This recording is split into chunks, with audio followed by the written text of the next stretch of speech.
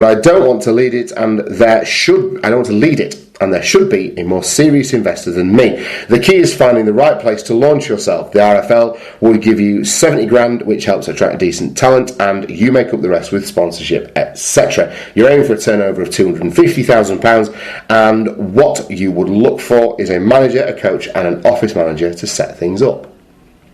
It's a lot of talk and not a lot of substance for me, this last bit. I think it's... Despite how poorly I read it out. It's promising and it's interesting to me. I think anyone who's... But if nothing comes from it, no one's got anyone to point a finger at. It's an anonymous businessman saying, I'll do this. I'll do that. But he's not saying I'll do this and I'll do that. He's saying I'd be happy to help. So he's basically floating an idea out there to see if there's any other like-minded people around. That's as simple as it is, and I think it's great. I think any idea of spreading the game is great. Any idea of professionalising, even to a moderate degree, that spread of the game is great. And I applaud it, and I hope he finds other backers who want to come in and lead this forward with his support. I think if you're going to take money out of the RFL and put it into rugby league up in Scotland, I think there's ways of setting down better grassroots structures, because there's not a phenomenally pulsating amateur scene up there. Why not build that up, and out of that kind of foundation grow a semi-pro League One side potentially, rather than just invest at the top end. That's all well and good, and then bring up. But you're only talking about a club that's going to be in the sort of the amateur, like the top tier of the amateur game or the bottom tier of the semi-professional game. They're not talking about throwing a club into Super League with this sort of money, are they? No.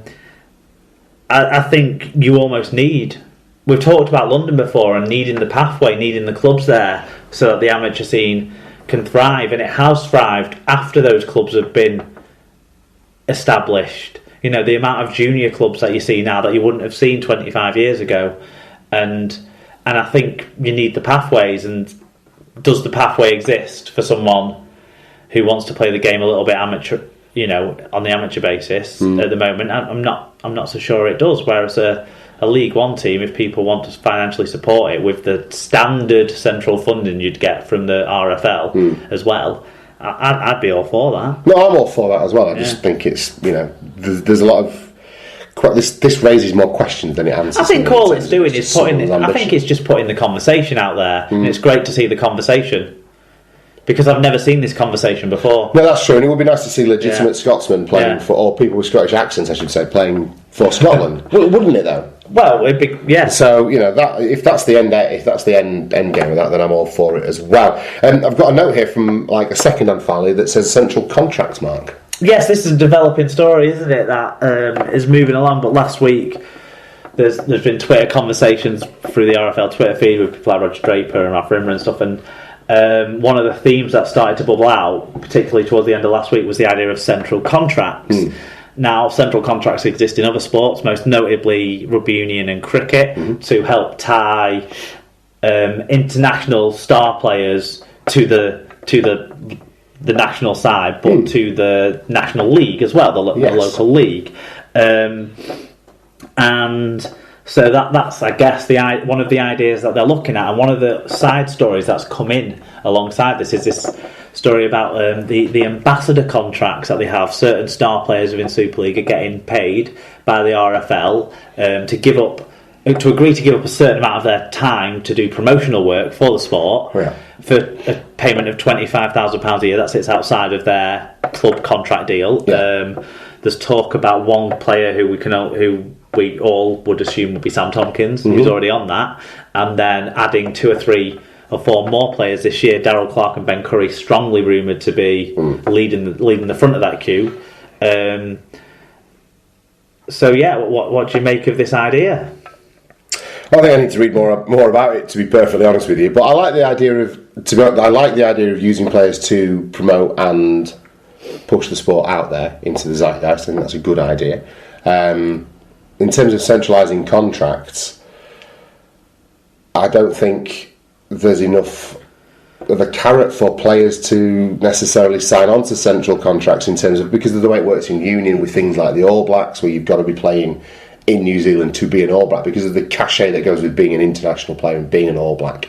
and the size of the international game in things like cricket and rugby union relative to what we've got, there isn't that kudos there for the sports governing body to offer it. So really what we're doing is racking our brains for ways to stop the rugby league players going over to union, which isn't necessarily something I have a really strong feeling about, because from time immemorial players have gone back and forth between league and union. That's just kind of part and parcel of the sporting world. I think anything that can help retain star young players in Super League is a good idea. I'm pretty sure they tried this sort of thing about 10, 13, 14 years ago, and if I remember right, people like Cunningham and Radlinski signed these sorts of deals where they got, I think, an extra £10,000 or something like that on top of the salaries. Right. It's a way of reinforcing your support of these players, your willingness to help them promote themselves as well as them help promote you. It seems mutually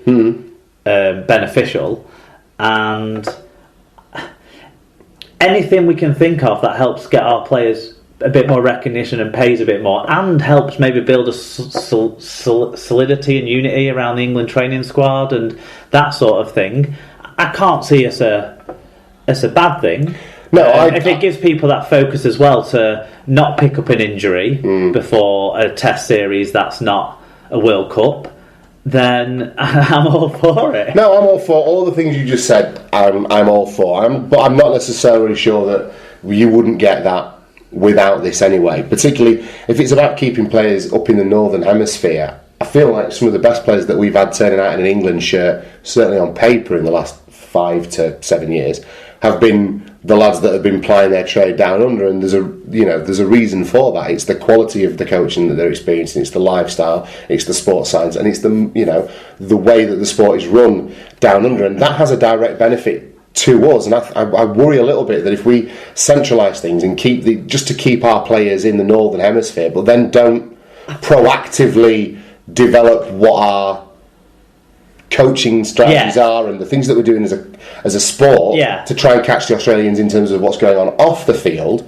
then it's just going to have a negative net impact on the sport in terms of global development and the international game, and an England team being successful. We might get a stronger group of English players out of it, but is it going to help us on an international stage if we're so insular?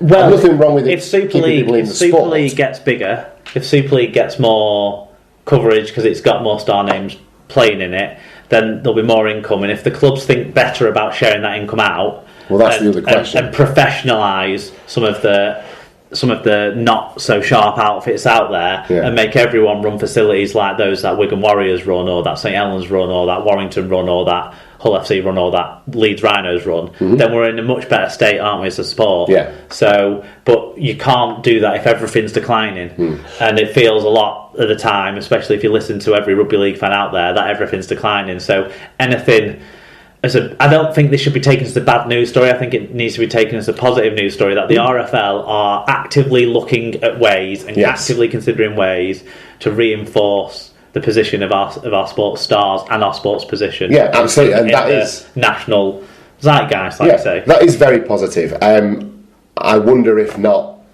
instead of giving an extra 25k to Ben Curry, we couldn't put similar amounts of money into professionalising people's training establishments and training extra coaches and doing things like that to have a more widely spread impact on the game and develop it that way. Yeah, I think 25 grand to Ben Curry does more than 25 grand to do that. I think that would. I think you've got to attack it on all fronts, obviously, but the most important thing is the product. And if people are falling out with the product and people are thinking the product's a waste of time, you're losing out too much as it goes down. I think the margin of benefit from keeping star names in Super League, so then we can, I said, didn't I, 2 weeks ago, what we need to do is make our star players like characters and our characters star players, and I think that's a focus that needs to be delivered on. And that's fine.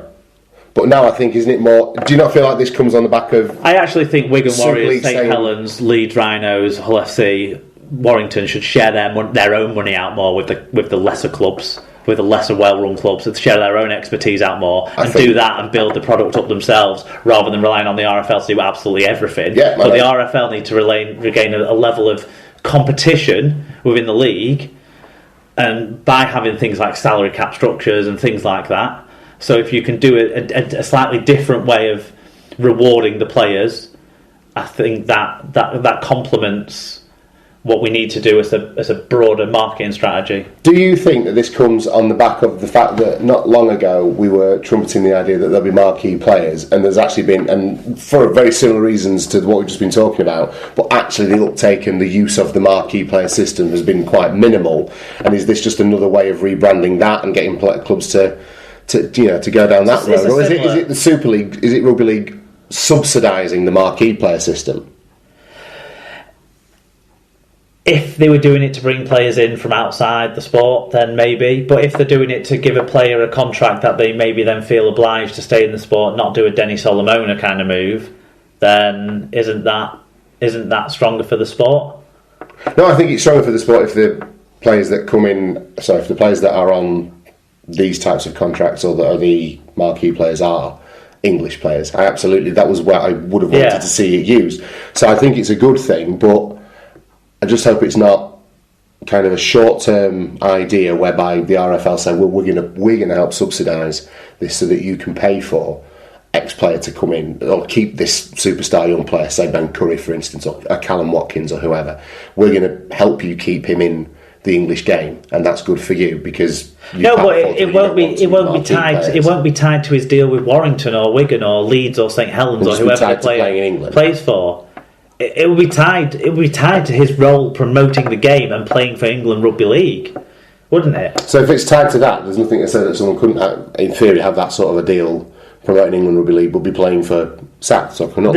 I would say that it's unlikely that they get the same sort of money, but I think they should be doing something similar with people like James Graham. You're over for a month. You're fucking on telly every week, mate. Yeah. If you're over for a month, you're on Question of Sport. Yeah. You're on Sunday Brunch, you're on. Do you know what I mean? Yeah. And we're throwing these people at TV producers, saying you don't have to pay out because we're paying his fees to get him down to your studios to do this. Yeah. We've given him money for that, and we're getting people out there. We're getting their faces known. We're getting them heard about. And if this money is used for that purpose, then what? Yeah, and I do think throw a little bit away to some of those NRL players by all means. Yeah. Wouldn't it be great to see James Graham on the One Show comparing discount priced lawnmowers with Jason Manford? That'd be hilarious. Yes. That'd be hilarious. So we've gone off on a little bit of a tangent, but that was our second and finally. And of course, this is going to be something that's quite emotive. So if you've got an opinion on centralised contracts or centralised funding for some players, then do get in touch at Super League Pod on Twitter, Super League Pod Facebook / Super League Pod on the old Facebook, or superleaguepod@gmail.com. Yeah. Let us know what you think. Okay.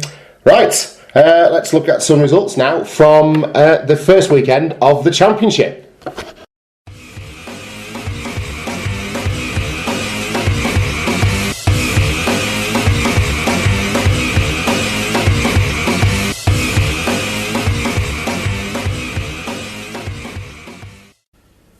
So Rugby League returned to the second tier this weekend, Mark, and on Saturday it was Toulouse, newcomers to the Championship, who got us underway with a 44 points to 6 victory over the Batley Bulldogs. Massive win for the newly promoted side there over Matt Diskin's team. Halifax lost a close one at home, 26 points to 32 against Featherstone Rovers, in what I'm led to believe was an absolute rip-roarer down at the Shea. Yeah, an exciting topsy-turvy game there, but Fev come out on top. Yes, I predicted that one on the Bulls forum. Hull KR with 54 points to 24 winners over the plucky Bradford Bulls. I was happy to see him score 24 points, Mark, and keep them under 60. What was the sort of scoring pattern in that? We took the lead. Was it all over by half time? No, it was all over by about 20 minutes, maybe. But we took the lead, and then were promptly pegged back. But it was good to see young players and Bradford players and, kids with a bit of passion playing for each other, and Leon Price. Oldham were 26 points to 10 winners over Sheffield Eagles. Rochdale, though, team of the week in the trade papers, got a 46 points to nothing win over Dewsbury in Rochdale's first game in a new division. And Swinton were narrowly defeated at home 23 points to 26 by the London Broncos, a game that you attended, Mark. Yeah, well, first, Rochdale's game against Dewsbury. Huge. Absolutely massive. Considering as well Dewsbury were playing 4 Wakefield players and not just,